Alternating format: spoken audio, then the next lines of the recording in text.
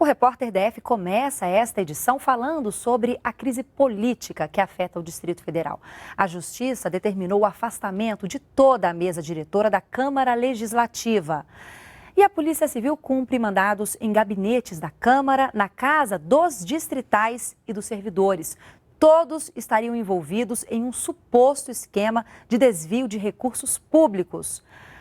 A repórter Larissa Graciano acompanha este caso e tem mais informações ao vivo para a gente. Larissa, boa tarde para você.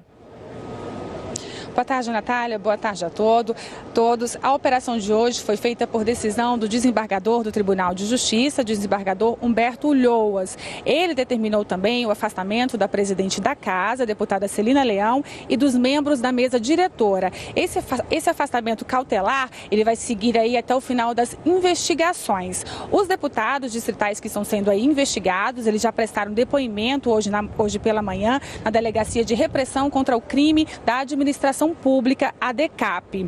Com o afastamento de toda a mesa diretora da casa, quem deve assumir os trabalhos interinamente deve ser o deputado distrital Juareizão. Ele foi eleito ontem no lugar da deputada Liliane Roriz para o cargo de vice-presidente da casa. Os deputados investigados, eles ainda não vieram aqui à Câmara Legislativa, não se manifestaram ainda sobre a decisão, sobre a operação que aconteceu hoje. Aqui do lado de fora, nós estamos do lado de fora aqui da Câmara Legislativa, tem a movimentação aqui da imprensa. A imprensa hoje pela manhã também não pôde entrar na casa. Foram expedidos na ação de hoje 14 mandados de busca e apreensão e também 8 de condução coercitiva, como a gente vai ver na reportagem.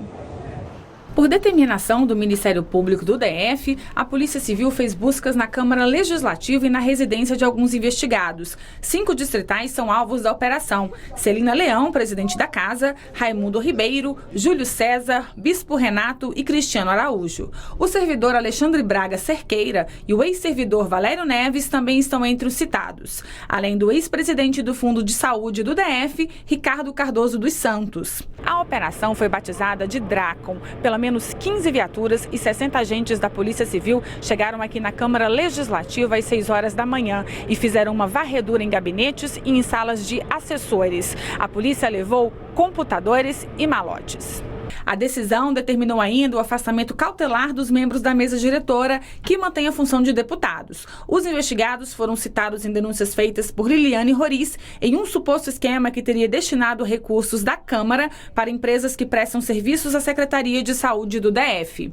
Eu defendi que todo mundo fosse afastado, né? Tanto agora vamos ver como é que recompõe. Vai ter uma eleição em dezembro, a Câmara não pode parar, portanto tem que saber conciliar as investigações com o funcionamento da Câmara. Tem questões que estão urgentíssimas, como por exemplo, remanejamento de recursos. Se não houver o remanejamento, a máquina do Distrito Federal para e é pior para a população.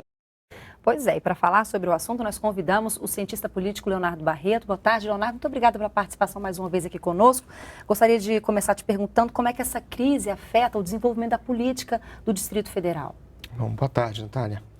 Olha, as consequências são ruins, né? Porque, apesar do que o deputado Chico Vigilante colocou, é muito difícil que a casa ela continue, ela mantenha um funcionamento normal com membros... com tantos membros sendo investigados. E o governo do Distrito Federal depende muito da Câmara Legislativa no momento em que você está discutindo como é que vai pagar funcionalismo público, como é que vai conceder aumentos. Você tem um conjunto de projetos que vão ficar parados de forma inevitável.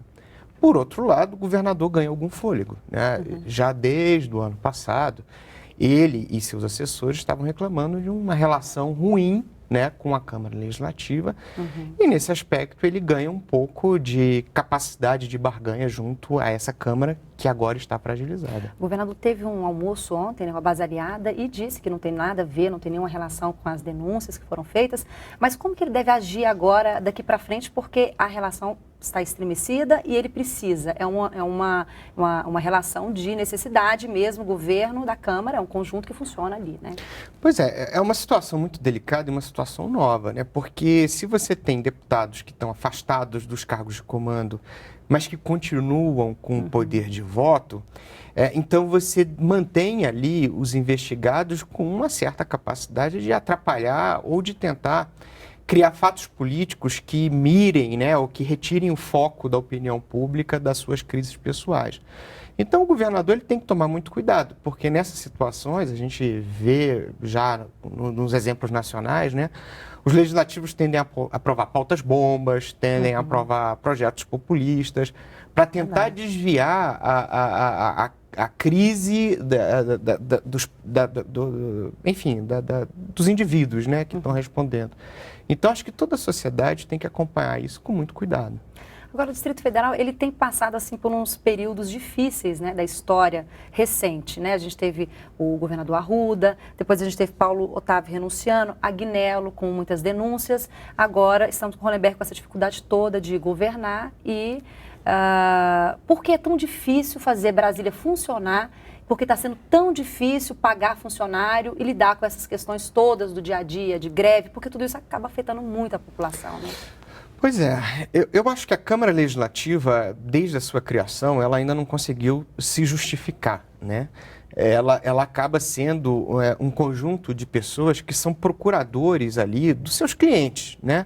Que são associações locais, enfim, muitas vezes igrejas, sindicatos. Então, elas agem, a Câmara age muito corporativamente e ela não tem mostrado capacidade de pensar o Distrito Federal como um todo. Agora, em relação aos hábitos políticos, aos problemas de corrupção, a gente tem em Brasília uma sociedade que é muito dependente do governo, né? Tanto pelo grande número de funcionários públicos, quanto pelo fato da cidade ser tombada e tudo exige projetos de lei, e também pelo fato de que o setor privado, em grande medida, ele é muito dependente porque ele é fornecedor do governo. Então, esse excesso de dependência do governo, muitas vezes, faz com que os interesses tramitem da forma inadequada, enfim, que você busque privilégios, vantagens competitivas, busque atalhos, enfim, as corporações tornam a sociedade refém delas. Então, enfim, e esse é um problema que, pelo menos, não tem uma solução num prazo curto, não. Mas é uma coisa que deve mudar, porque a gente está vendo esses acontecimentos recentes, Lava Jato, investigações e punições também, e acho que a tendência, será que é de mudar essa mentalidade política? Porque Brasília é a capital do país e a gente está vendo uma Câmara Legislativa envolvida numa coisa tão, assim, a gente está perplexo, né? Em Brasília, quando a gente fala interior, já é uma coisa muito ruim, mas a gente fala, às vezes não está na mídia, né? Mas Brasília está tão... Né? A gente está falando da capital do país e ainda ter esse tipo de coisa, né? Isso, se for provado, realmente aconteceu, claro que a gente fala. A política de Brasília, né, apesar, né, da modernidade enfim, que a cidade deveria irradiar, né, ao país, segundo os planos de JK, mas a nossa política ela ainda é muito provinciana, né? Basta ver os grupos que muitos dos deputados representam, enfim, política que a gente vai ver de cidade pequena. Agora, o Brasil está mudando, né? E Brasília não é imune a isso. Eu acho que o fato de que políticos com algum nível de envolvimento nesse processo terem procurado o Ministério Público para fazer as denúncias já é um reflexo da Lava Jato, né? Assim, opa, deixa eu ir buscar a Justiça, o Ministério Público primeiro, para de repente negociar um acordo que seja vantajoso, enfim, ou que me livre de algum tipo de punição. O fato do TJ ter agido com tanta força, hoje, né?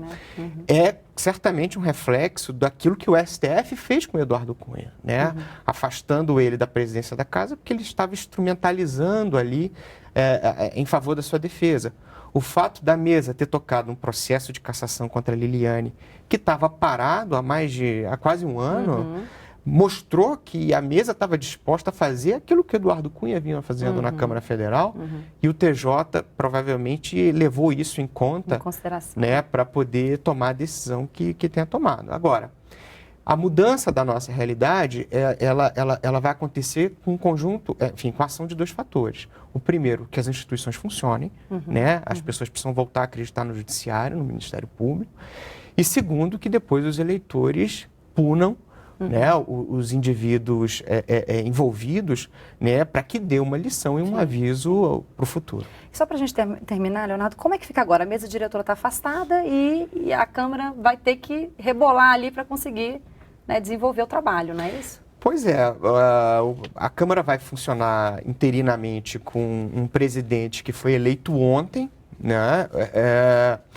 Numa eleição onde os outros deputados não quiseram se colocar como candidatos. E o fato é que a mesa diretora, e isso é importante, ela existe para dar uma agenda para a Câmara. Ela estabelece, a sua principal função é estabelecer uma agenda de votações para a Câmara. Então, hoje, ela está acéfala. E eu acho que no curto prazo, pelo menos, é muito difícil, a gente não pode esperar que ela retome um ritmo normal de apreciação de projetos, porque ela perdeu o comando e é muito difícil que o deputado Juarezão consiga substituir uma mesa inteira. Tá certo, agradeço muito a participação conosco, Leonardo. Eu que agradeço.